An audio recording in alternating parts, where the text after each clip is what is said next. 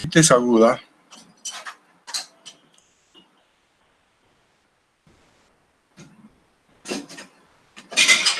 ¿Ya? Bronquitis aguda se define como un proceso inflamatorio de los bronquios que comprometen vías aéreas desde la faringe hasta los bronquios. En cuanto a su etiología o la causa primaria más frecuente es la infección por virus, es más frecuente. Otros como Mycoplasma pneumoniae y bacterias puede haber, pero son menos frecuentes estos, pero más siempre los virus y puede haber Mycoplasma, ¿no? Dentro de los síntomas, ¿qué dice el paciente aquí? Inicialmente infección de vías respiratorias superiores, tienen tos seca, evolucionan con tos con expectoración mucoide, que se transforma en una expectoración mucopurulenta. Pero cuando es mucopurulenta, probablemente es secundariamente a una infección ya bacteriana. ¿Listo? En cuanto a los signos, o sea, el examen físico, aquí tenemos que verlo. Inspección, palpación y percusión, ¿no es cierto? Es normal, no hay ninguna alteración, nada. Pero en la auscultación hay estertores subcrepitantes en ambos campos pulmonares, roncos y sibilancias en periodos ya más avanzados. ¿Qué exámenes complementarios vamos a solicitar aquí? Lo que nos interesa aquí siempre es una radiografía de tórax. No genera alteraciones radiológicas, no observamos nada, aparentemente es normal. Complicaciones. ¿Con qué va a complicar, digamos, esta bronquitis aguda si no se recibe tratamiento? Entonces puede complicar con bronquitis crónica, neumonía, bronconeumonía, absceso pulmonar. ¿Listo? Ahora hablaríamos lo que es la bronquitis crónica. ¿Qué es la bronquitis crónica? Es una condición característica básicamente por excesiva secreción de muco en el árbol bronquial. En cuanto a su etiología, es el tabaquismo, o sea, en los fumadores. Infecciones también puede haber y polvo atmosférico, esos tres más grandes son como causa. En cuanto a los síntomas, ¿no? Síntomas. Tos con expectoración mucoide o mucopurulenta que persiste meses, por más de 3 meses en cada año, generalmente es matutina, por lo menos 2 años seguidos.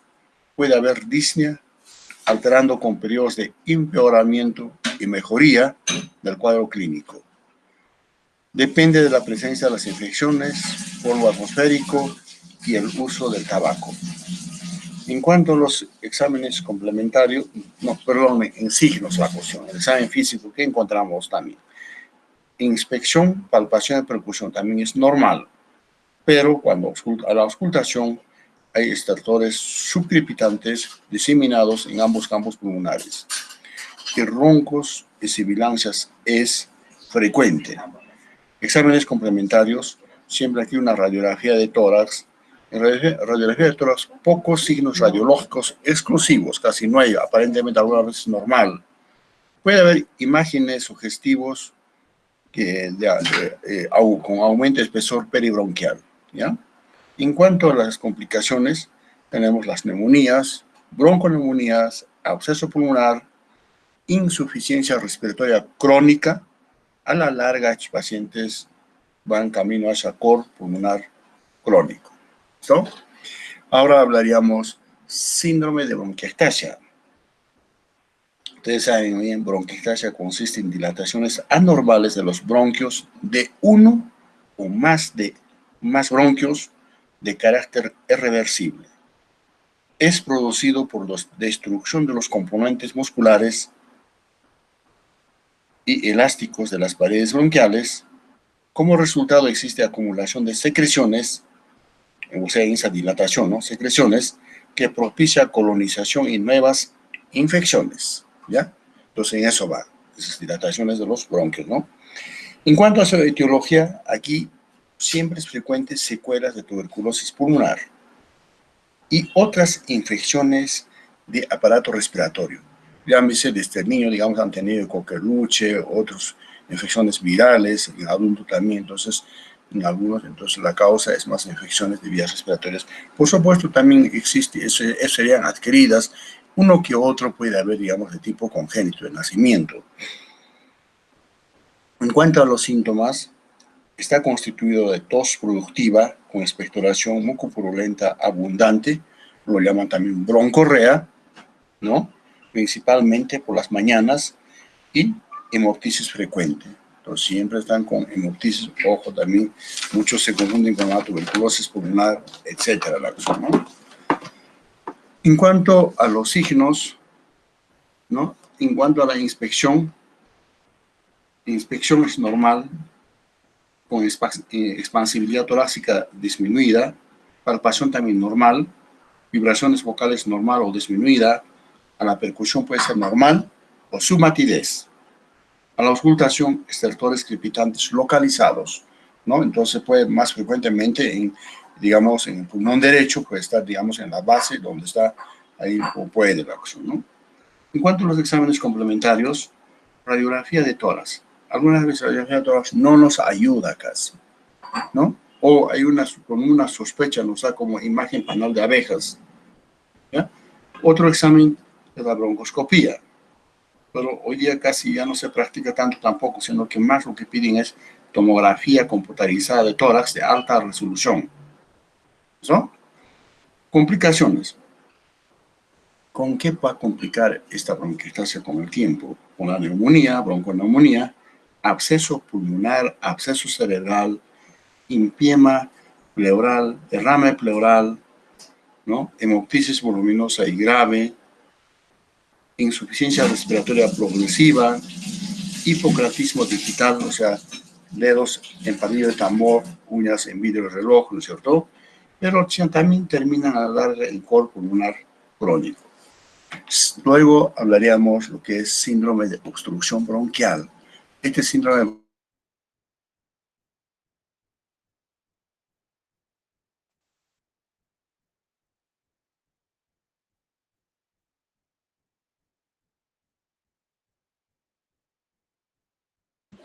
¿no? Pequeño calibre, en consecuencia de hipersecreción bronquial, broncoespasmo y edema de la mucosa bronquial.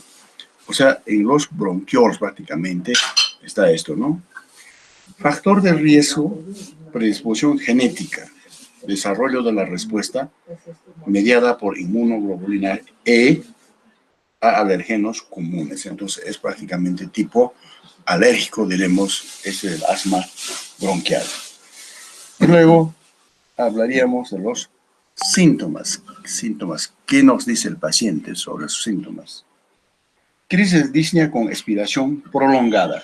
Expiración, ojo, expiración prolongada, sibilancias que puedan ser percibidos por el propio paciente, si ya sea maullido del gato o piar de los aves, ¿no es cierto? Escucha el mismo paciente.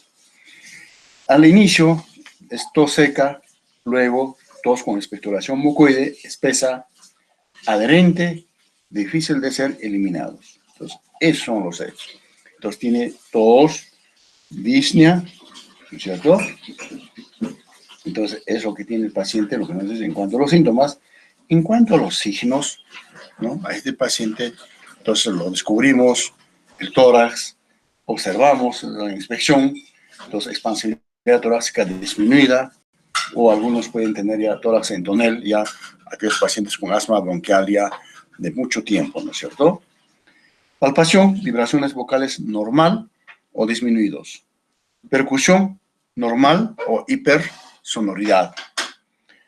A la auscultación, murmullo vesicular está disminuido, expiración prolongada, roncos y sibilancias diseminados en ambos campos pulmonares. Ojo, ¿cierto? En cuanto a los exámenes complementarios, siempre aquí la radiografía de tórax. Presencia de la hiperinsuflación pulmonar. Nada más. Observamos. También aquí se debe pedir otros exámenes como la espirometría, oximetría del pulso, gas en sangre arterial, aquellos pacientes que están con una insuficiencia respiratoria, ¿no es cierto? Para saber en qué porcentaje de acidosis respiratoria estamos. Luego, sus complicaciones. Si estos pacientes que están con obstrucción bronquial o asma bronquial, ¿no? ¿Hasta dónde pueden complicar? ¿Con qué estado pueden llegar a estado de mal asmático? Es más grave. Insuficiencia respiratoria aguda. Pueden llegar a neumotórax.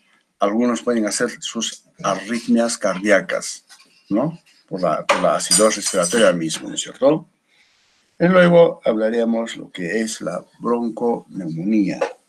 Bronconeumonía es una neumonía que se caracteriza por la formación de múltiples focos inflamatorios que abarcan bronquios, bronquiolos y alvéolos pulmonares, no caracterizándose áreas de condensación como neumonía. En cuanto a su etiología, puede ser de etiología viral por los gérmenes gram positivos, gram negativos, ¿cierto? En cuanto a los síntomas, inspección, palpación, percusión también normal, pero a la auscultación hay estertores subcrepitantes y crepitantes. Exámenes complementarios, siempre la radiografía de tórax. ¿Qué observamos aquí? Imágenes micronodulares de condensación, generalmente en bases y también alrededor de los ilios pulmonares. Ilios, sabemos dónde están los ilios. Complicaciones. Si no se trata adecuadamente o el paciente muy tardíamente viene a consultar, entonces va a complicar con absceso pulmonar, insuficiencia respiratoria aguda, síndrome de estrés respiratorio del adulto. Este síndrome de estrés respiratorio del adulto corresponde a edema agudo del pulmón no cardiogénico. O bien puede ir también a otra complicación como sepsis, shock séptico, ¿no? Entonces, hasta aquí los síndromes bronquiales. Ahora hablaremos lo que es síndromes pulmonares, ¿no? Síndromes pulmonares. Y los síndromes pulmonares, se dice también síndrome de condensación pulmonar, que equivale a la neumonía. ¿En qué consiste esto? En el síndrome de condensación pulmonar, el parénquima pulmonar normalmente está lleno de aire, o sea, los alvéolos están llenos de aire en los pulmones, pero cuando existe una inflamación o tumor, el aire es reemplazado por secreciones organizadas o masas tumorales. El parénquima se hace más compacto y sólido, lo que va a cambiar la transmisión de los ruidos a través del pulmón. Sin embargo, es preciso considerar que los signos originados por estas alteraciones varían según sea la mayor o menor extensión y profundidad que alcancen la condensación. Las condensaciones ideales se dan cuando el foco de condensación es A. Alcanza la superficie del pulmón. B. Tiene volumen mayor de 6 centímetros de diámetro. C. Se extiende desde superficie hasta los bronquios de 3 milímetros de diámetro por lo menos. En cuanto a su etiología, hay bacterias gram positivas, como los neumococos, siempre está en primer lugar, Haemophilus influenzae, estreptococos, estafilococos, anaerobios, etc. Y también bacterias gram negativas, como la Klebsiella, ¿no? Pseudomonas aeruginosa, Escherichia coli, anaerobios. Vías de transmisión, esto hemos hablado, ya recordaremos, por dónde ingresa, por qué vía estos gérmenes a nuestro pulmón, ¿no? La vía más frecuente de infección es por microaspiración de secreciones orofaringeas del mismo paciente, ¿no? Del mismo paciente. Puede ser que, digamos, ha tenido convulsiones o se ha aspirado las secreciones orofaringeas que eran gérmenes normales, pero se transforman a ser patológicos. Entonces, es entonces la vía más frecuente. Segundo lugar, por inhalación, ya sea de los ambientes, escuelas, cuarteles, siempre está más frecuente aquí el micoplasma, y también puede ser otras infecciones virales, y también hasta la tuberculosis, bacilo de Koch, etcétera, ¿no? Vía hematógena.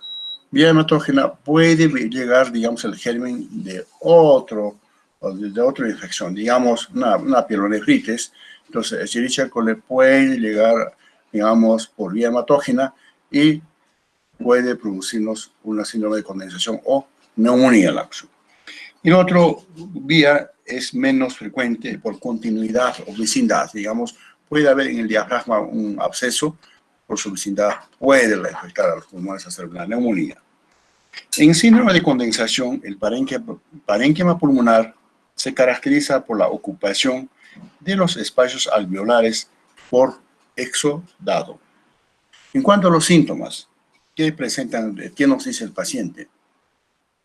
Hay fiebre, tos con expectoración mucopurulenta, algunas veces puede haber o expectoración hemoptoica, a pesar, no siempre, pero algunas veces hay.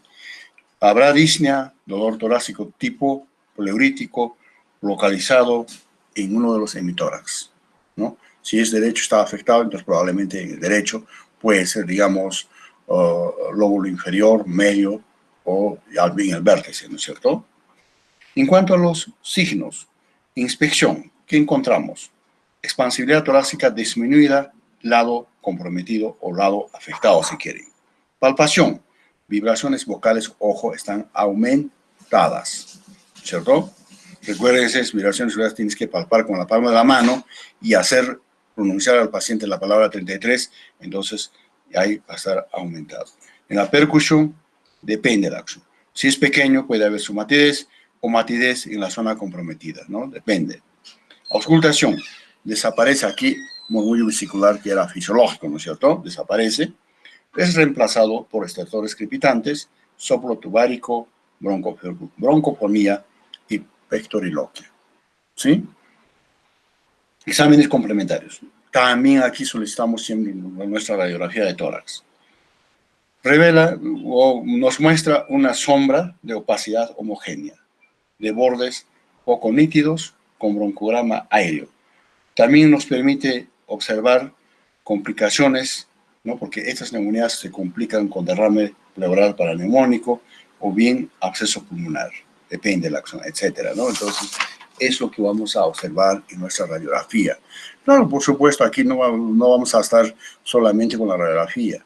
Claro, si el paciente está hospitalizado, pediré su hemograma, estará con desviación a la izquierda, o de repente también tiene otra enfermedad de base, digamos, un paciente diabético, pediré su glucosa, o pacientes que están con una insuficiencia renal, o está deshidratado, entonces pues estoy pensando que qué tal hay compromiso renal o no por la deshidratación, pediré pruebas de función renal, urea, creatinina.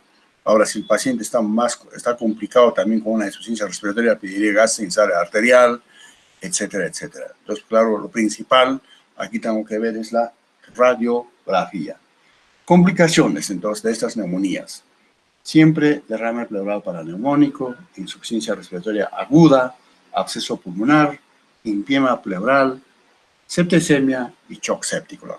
Entonces, si esto no corriges algo, inclusive el paciente te va a sepsis, shock séptico, probablemente es mortal, o si no corriges su insuficiencia respiratoria aguda, ¿no es cierto? Luego, después de esto, hablaríamos lo que es síndrome de atelectasia pulmonar. Ese también existe frecuentemente. Síndrome de atelectasia pulmonar se caracteriza por la desaparición del contenido aéreo en los alveolos pulmonares. O sea, ya no ingresa el aire, se colapsó estos alveolos, ¿no? O sea, hay plegamiento de los mismos, o sea, ausencia de aire en una zona previamente aireada. Esto puede afectar a un segmento o a un glóbulo y más rara vez todo el pulmón puede colapsarse, ¿no? ¿Cuál es la causa para que haya esta atelectasia pulmonar? La causa más frecuente es la obstrucción bronquial.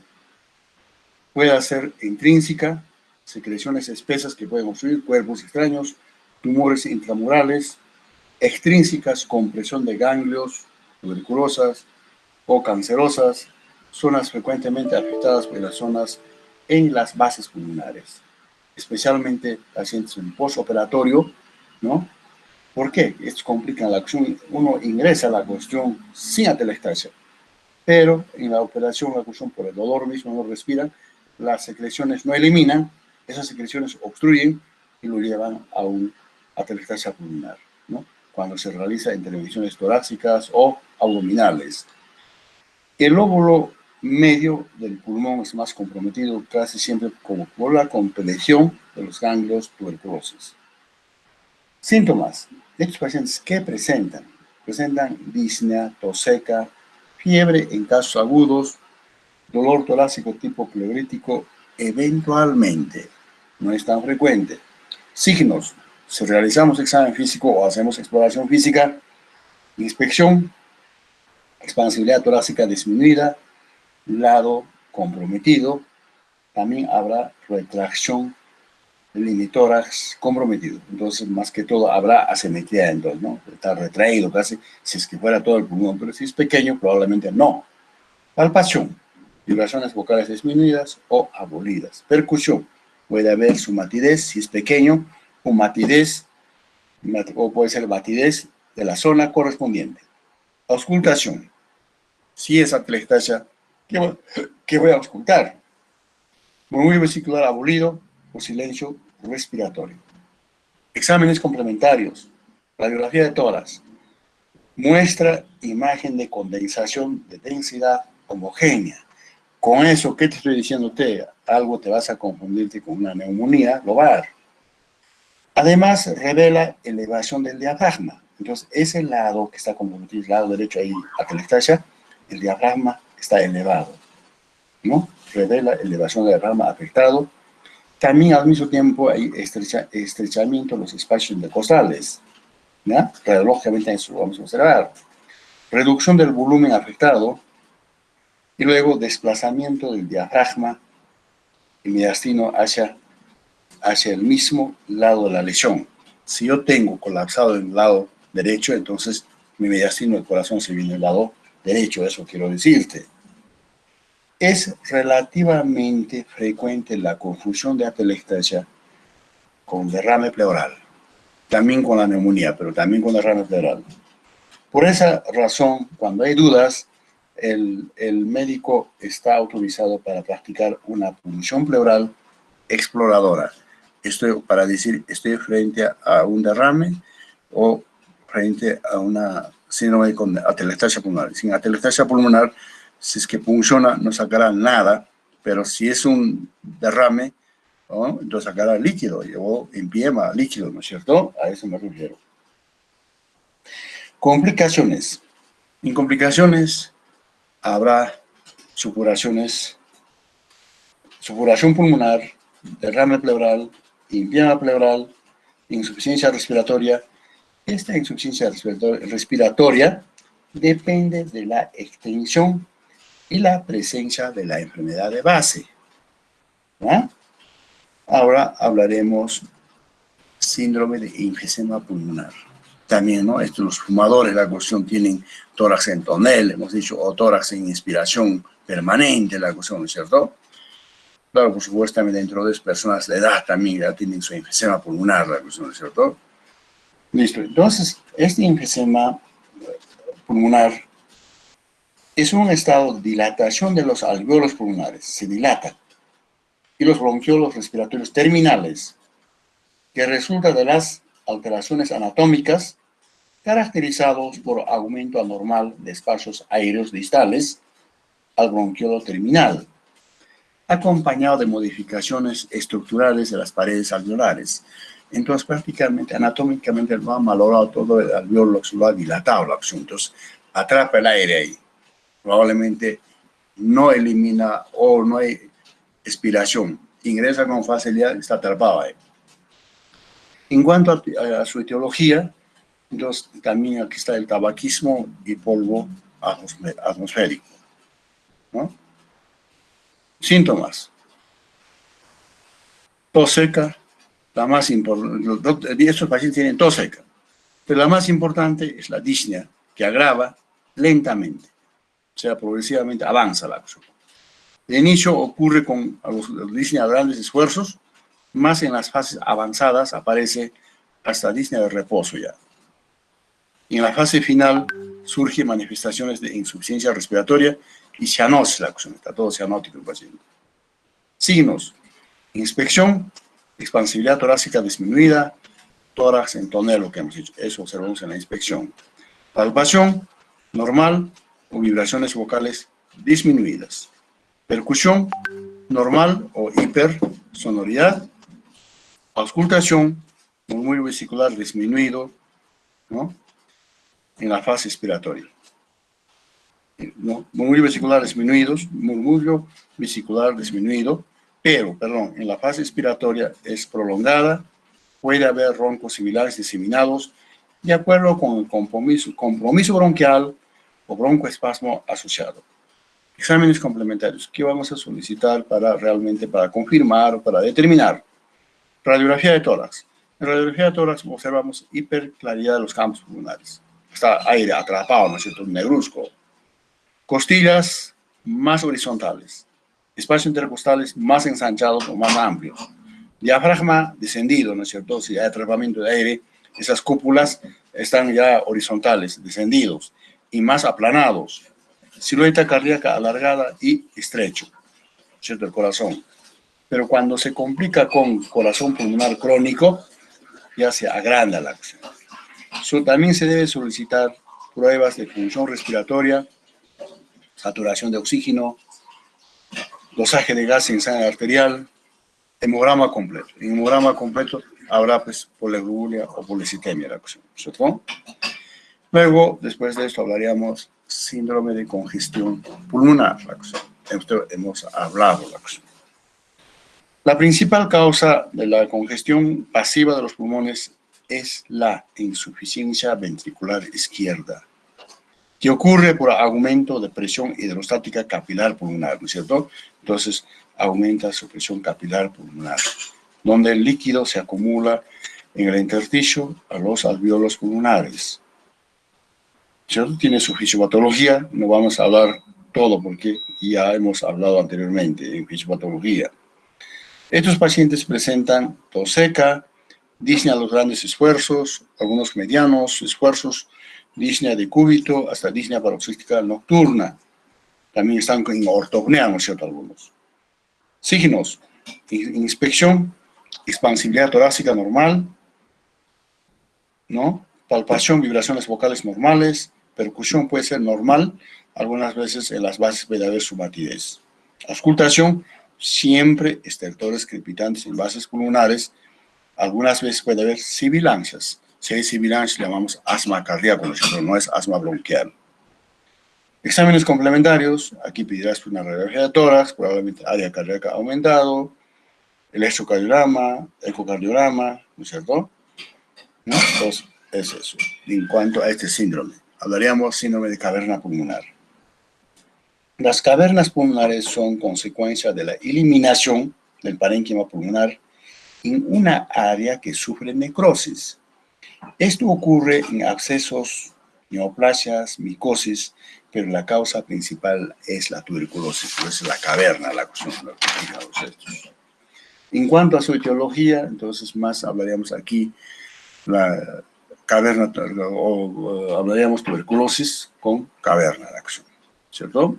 Síntomas: es muy variable. Predomina la tos seca, vómita, hemoptisis. ¿Por qué la hemoptisis? Dice que dentro de la caverna hay aneurisma. Ese aneurisma se rompe ese aneurisma. Por eso se llama ruptura de aneurisma de Rasmussen. ¿Ya? Para ser detectado al examen físico es necesario que la caverna esté situado próximo a la periferia del pulmón y que tenga diámetro mínimo de más o menos 4 centímetros. Signos: inspección, ¿no? Expansibilidad torácica disminuida en la región afectada. Palpación, vibraciones vocales están aumentadas. Ojo, no confundir con la neumonía. Entonces, o también está aumentada. Percusión normal, o puede ser en esa zona hipersonoridad. Auscultación, murmullo vesicular disminuido, pero habrá soplo cavitario. Exámenes complementarios, siempre la radiografía de tórax, un hemograma completo y BK seriado, ¿no es cierto? Si está la tuberculosis activa o no está activa. Luego, después de esto, para terminarlo, pasaremos a los síndromes pleurales, a la pleura. O sea, sabemos que la pleura visceral parietal tenemos, ¿no es cierto? Entonces, aquí en las síntomas pleurales comprende la pleuritis, derrame pleural y neumotórax. Hablaríamos de la pleuritis aguda, la acción. En la pleuritis aguda consiste en un proceso inflamatorio de los folletos pleurales. En cuanto a su etiología, frecuentemente puede haber una pleuritis por tuberculosis, por fiebre reumática, por las neumonías, enfermedades virales, hasta lupus eritematoso sistémico, la uremia, neoplasias de la pleura también, ¿no? Entonces, esas serían las causas. Síntomas. Estos pacientes cuando tienen pleuritis tienen dolor torácico tipo pleurítico, que prácticamente más compromete la pleura parietal, ¿no es cierto? Localizado en uno de los hemitórax. Dolor que aumenta con los accesos de tos, disnea, presente también fiebre, ¿no? Fiebre. Ellos tienen tos seca, porque no hay, ¿de dónde van a expectorar? El problema está en la pleura, ¿no es cierto? Y otros síntomas relacionados con la enfermedad de base. Pleuritis evoluciona, mayoría de los pleuritis, no será 100%, evolucionan al derrame pleural, donde el dolor pleurítico desaparece y el dolor se transforma en un dolor gravativo, como un peso, porque va llenándose el agua, pues ahí, un derrame pleural, ¿no? Disnea que se agrava, de acuerdo que el líquido que se acumula en la cavidad pleural, entonces la disnea ya se agrava más, listo. Signos. Inspección, expansibilidad torácica disminuida, palpación, vibraciones vocales disminuidas, percusión es normal o submatidez. Auscultación, frote pleural, hemos dicho, ¿no es cierto? Como frotar dos cueros nuevos o frotar una madera seca, hemos dicho, ¿no es cierto? Eso es auscultar. Exámenes complementarios, radiografía de tórax, casi no nos ayuda, puede pasar desapercibido. Complicaciones, hemos dicho derrame pleural, pleuritis crónica o algunas veces empiema pleural, o sea, la infección. Luego hablaremos de las pleuritis crónicas. ¿La pleuritis crónica?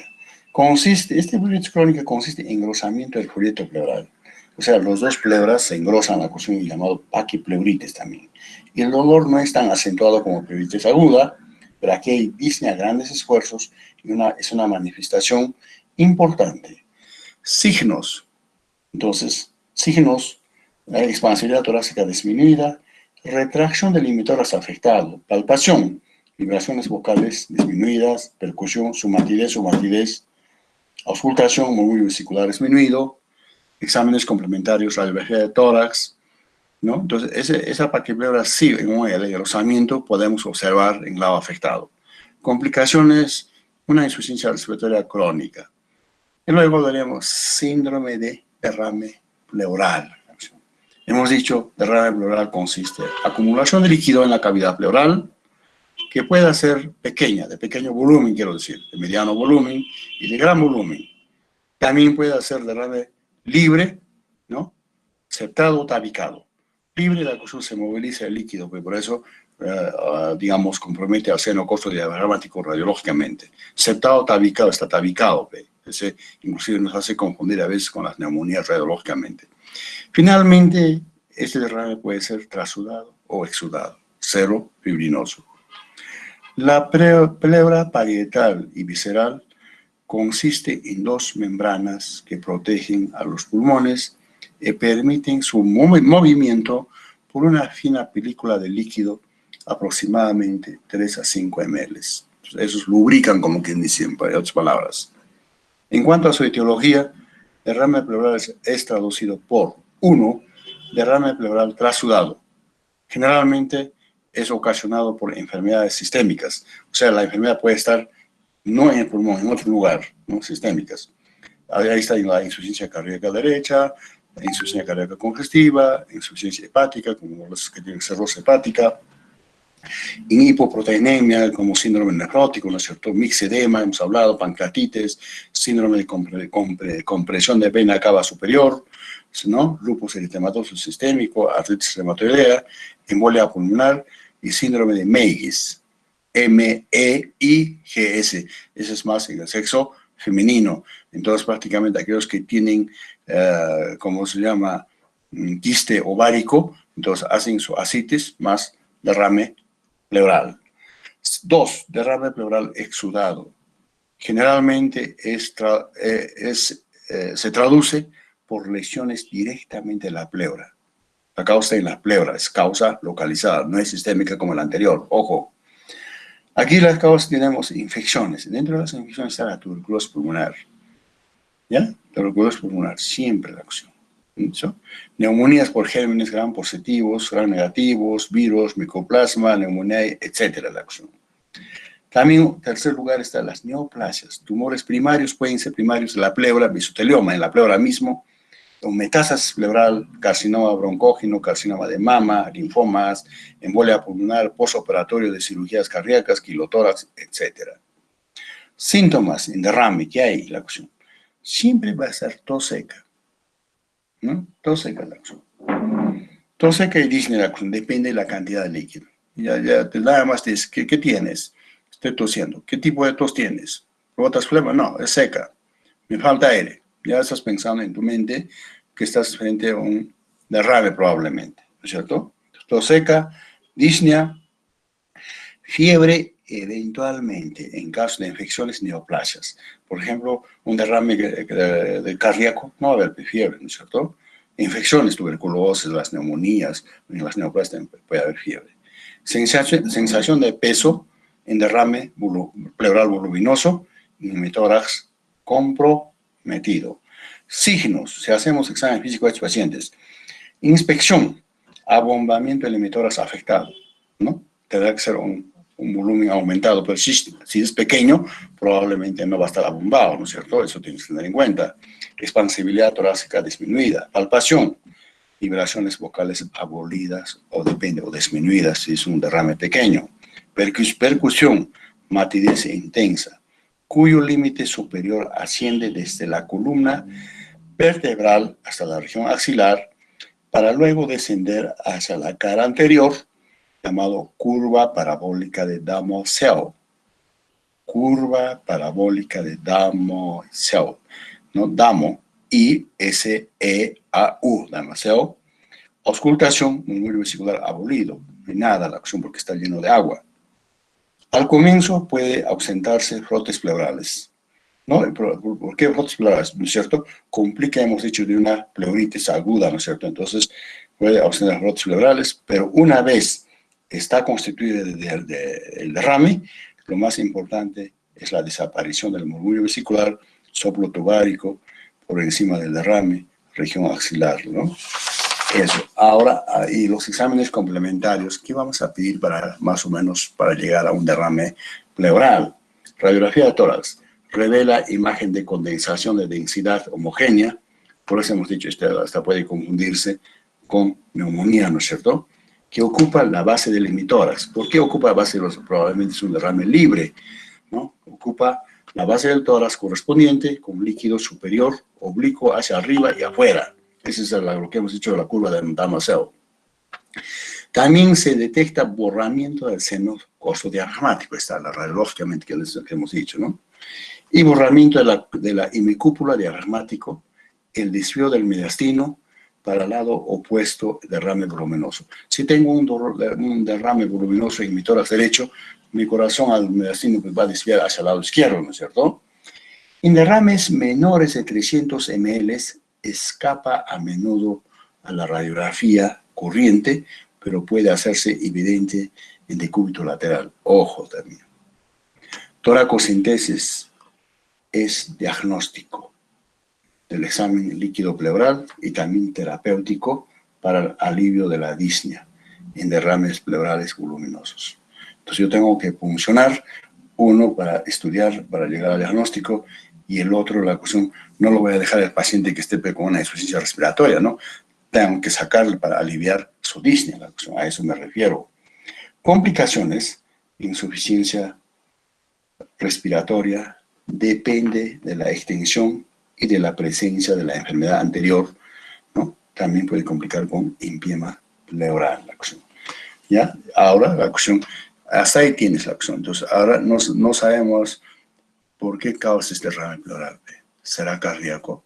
¿Será tuberculosis? ¿Será complicación de la neumonía? ¿Será neoplasia? ¿Será síndrome de Meiggs? ¿No es cierto? Entonces, ahí está el problema. Entonces, tienes que sacar el líquido para el estudio, la cuestión, y recién el tratamiento específico la acción, ¿no? Para terminar, hablaríamos síndrome de neumotórax. El neumotórax consiste en la presencia anormal de aire en la cavidad pleural, ¿cierto? Debido casi siempre a la ruptura del pulmón, puede ser espontáneo o traumática. Espontánea es debido a la ruptura de una bula infesematosa o bula subpleural, traumática por fracturas costales, herida penetrante, biopsia pleural. Entonces uno hace biopsia pleural, pero ya pues al cual va complicado la cosa, ¿no? Iatrogenia, como quien dice. Otros como quiste pulmonar, quiste de pulmón y cavernas tuberculosas, etc. Tipos especiales de este neumotórax. Hay neumotórax abierto la acción, o que te metan, digamos, un objeto punzocortante, sigue entrando por ahí, ¿no es cierto? Un neumotórax hipertensivo, neumotórax bilateral, hidroneumotórax, abajo hay líquido, arriba aire, pioneumotórax, pus abajo, arriba aire, o hemotórax, sangre, la cuestión con aire más. Síntomas: dolor torácico tipo pleurítico. Ojo, dolor torácico tipo pleurítico, disnea que sofoca al sujeto, tos seca. Algunas veces en casos graves puede acompañarse cianosis, pero siempre aquí la triada de la acción. Hay muchos jóvenes, la cuestión, practican el deporte, entonces tienen hemotórax espontáneo, practicando el deporte, hacen esfuerzo, pero presentó dolor, tos seca, eso disnea la acción. Entonces ya la acción, eso tienes que pensarlo, ¿no? De que está haciendo neumotórax, pero por supuesto aquí muy fácil para detectarlo. La acción percutes, entonces en el lado comprometido probablemente pues hay timpanismo, ¿no es cierto?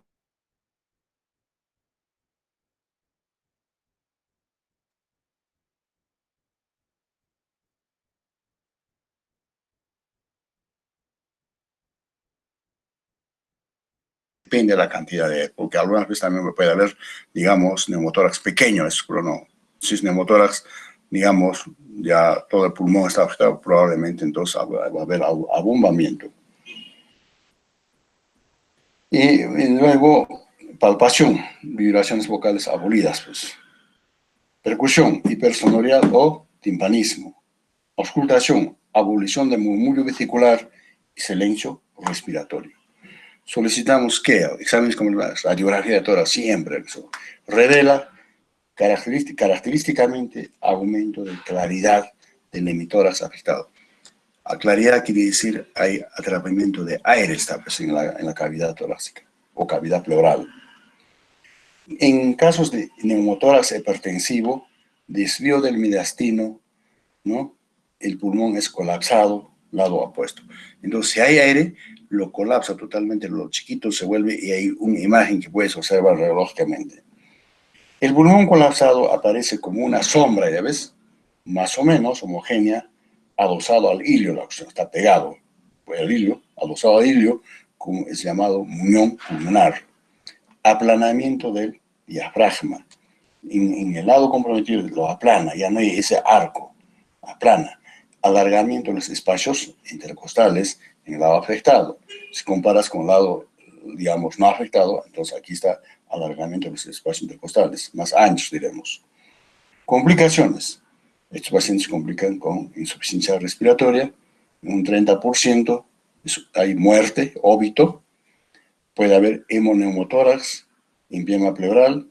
Entonces, estos complican con cor pulmonar agudo. Ojo, el otro es crónico, lo que hemos hablado. Entonces, los cor pulmonar agudo, como la embolia pulmonar, estos neumotórax pueden complicar. Bueno, jóvenes, hasta aquí. Después haremos el cuadro de, digamos, comparativo de esto, todo lo que hemos hablado en cuanto a la enfermedad, ¿no? Ahí hablando de la inspección, palpación, percusión, auscultación, ¿no? Entonces, la próxima clase será esto. ¿Alguna pregunta hasta aquí?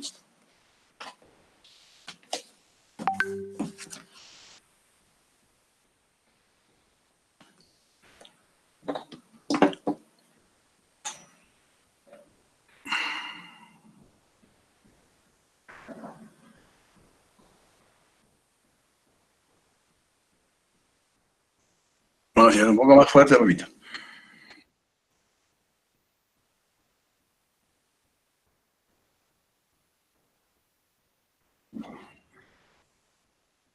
No, un poquitito más fuerte, mamita, porque no te entiendo. A ver.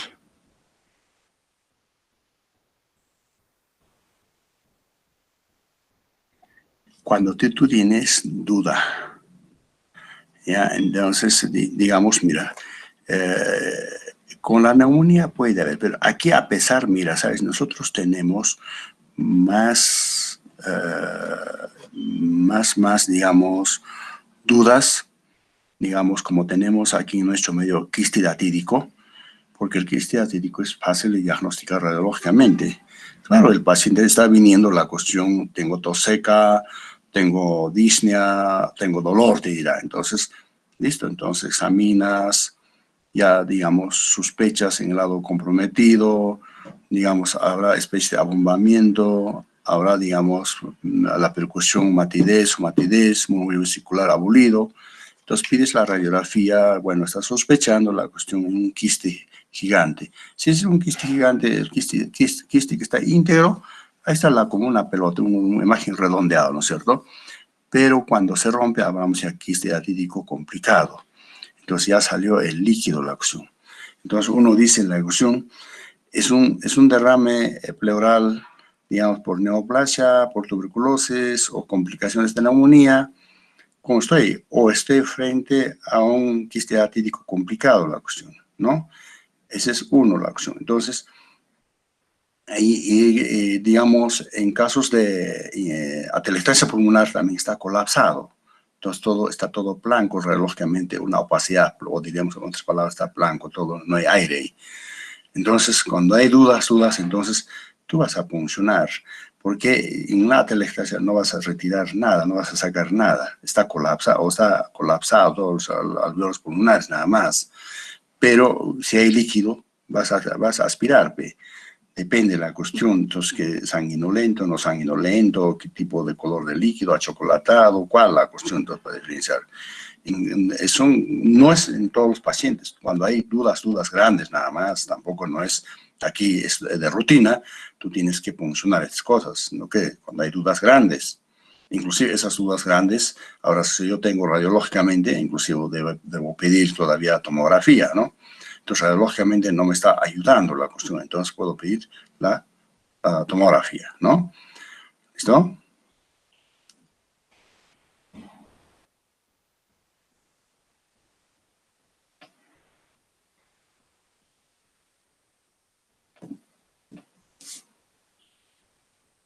¿Algo más?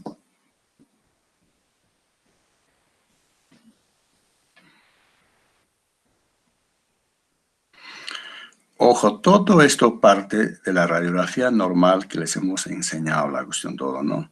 Claro, si te hablo, digamos, opacidad, así una imagen blanco, digamos, puede estar en base del pulmón o, digamos, donde está, digamos, como tiene tres lóbulos, lado derecho, izquierdo, dos nomás, entonces puede, digamos, estar afectado el lóbulo inferior, una neumonía, todo, entonces opacidad, la cuestión, ¿cierto? Ahora, los abscesos también son imágenes pequeñas con las cavernas, algunas veces se confunde la cuestión también, nada más. Por eso, nosotros, digamos, si ustedes me muestran una radiografía de tórax, digamos, hay una imagen en la cuestión, algo sospechoso de tuberculosis, no vamos a decir pues, a ese paciente, si este es tuberculosis, hay que dar tratamiento. Entonces, es compatible la cuestión con tuberculosis, la cuestión, ¿no es cierto? Compatible la cuestión, pero cuando pedimos vaciloscopía o BK seriado en el esputo, sale positivo. Recién podemos decir, pues, que realmente el paciente es tuberculoso, hay que hacer trámite para el tratamiento, porque son medicamentos que da el gobierno en forma gratuita la acción, ¿no? Entonces, así, radiológicamente, claro, me ayuda, pero no son totalmente signos o patognomónicos, pues, algunos. Entonces, claro, te ayuda la acción. Sin eso no puedes trabajar. El neumólogo no trabaja sin radiografía la acción. Inclusive hay gente, hasta médicos generales o internistas, el neumólogo también. ¿Qué es lo que tiene? ¿Dónde está la radiografía? Primero pídele la radiografía, muéstrame. Entonces no es así, sino que siempre tienes que hacer la historia clínica, tienes que examinar todo, ¿no? Entonces, ¿cuáles son los síntomas? ¿Cuál es el cuadro clínico? Nosotros hablamos ya. Entonces, en el cuadro clínico lo incluimos síntomas, signos, síndromes, todo, ¿no es cierto? Entonces, ¿cuál es el cuadro clínico? ¿no? Entonces, pero algunos digamos, por no perder el tiempo, por la ociosidad, se van, ¿pero dónde está la radiografía? Pues muéstrame. Entonces, si pues, es compatible para tal cosa, ya están diciendo, ¿no? Entonces, aquí se trabaja con radiografía. Por supuesto, no solo, pues, si realmente está sospechando TBC, tendrás que pedir vaciloscopía, ¿sí? Entonces, ese paciente también, si es tuberculosis pulmonar crónica, de repente está con su anemia más. Si es, digamos, lesión extensa en el pulmón, estará con una insuficiencia respiratoria, probablemente tienes que pedir, ¿no? Digamos, gas en sangre arterial, todas esas cosas. O tiene otra enfermedad más, entonces tienes que pedir también, porque son enfermedades de base que llamamos, ¿no? Entonces, no solamente siempre la radiografía, entonces depende del paciente, ¿no? Aquí no podemos uniformizar para todos pues, igual. Entonces, aquí por eso hablamos la cuestión siempre en un paciente, el tratamiento, todo es individualizado, ¿no? No puedes decirme, pues, para todos igualito, aquí vamos a pedir, he visto pedir a aquel fulano la cuestión, esto pide, yo también debo pedir para este paciente. No, todo esto es individualizado. Como decirte, digamos, un paciente que tiene, digamos, derrame pleural. Entonces, ese paciente tiene diabetes, ¿no? Enfermedad de base.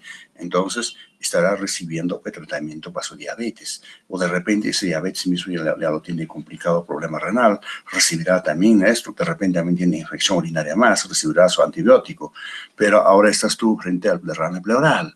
Entonces, probablemente ese paciente por su diabetes ha sido hipertenso, ahora está en insuficiencia cardíaca, está con derrame pleural. Entonces, tiene cada uno, pues, el tratamiento también es individualizado, pues. No puedes decir la cuestión aquí, porque hay mucha gente que aprende en el hospital, mis colegas mismos, los no, jóvenes, entonces, para tal cosa da tal cosa, se anotan la cuestión, ellos están haciendo eso. No, no es igual la cuestión. Entonces, es individualizado la cuestión. Inclusive, si es paciente anciano, entonces, digamos, yo para hipertensión arterial no puedo decir. Entonces, para esa hipertensión arterial, porque estoy frente a un paciente que tiene su edad, de tercera edad, entonces ya tiene aterosclerosis, no hay buena irrigación, entonces estoy utilizando, digamos, antihipertensivos como vasodilatadores, que le va a ayudar también, digamos, la circulación cerebral, periférica, miembros inferiores, todo, ¿no es cierto? Entonces ya estoy utilizándolo eso porque es para él, estoy queriendo ayudarle en todo, no solamente estoy dándole a la hipertensión, ¿no? Entonces, es individualizado todo aquí, no es esto igual la acción, pero por eso les digo, mucha gente la acción se copia, la acción, fulano tal trata así, yo debo tratar igualito la acción, en su cuadernito se anota, no, aquí es individualizado, ¿no? Entonces también, hasta las dosis también es individualizado, pues es paciente obeso, alto, necesita otro tipo de dosis, ya les he dicho. Ahora, si es de bajo, peso bajo, ¿no? Entonces también menos la acción, entonces todo de la acción. ¿Cómo está el riñón? ¿Cómo está el hígado? ¿Qué tipo de medicamento voy a dar? Todo ya les he dicho, ¿no? ¿Ya? ¿No hay más preguntas?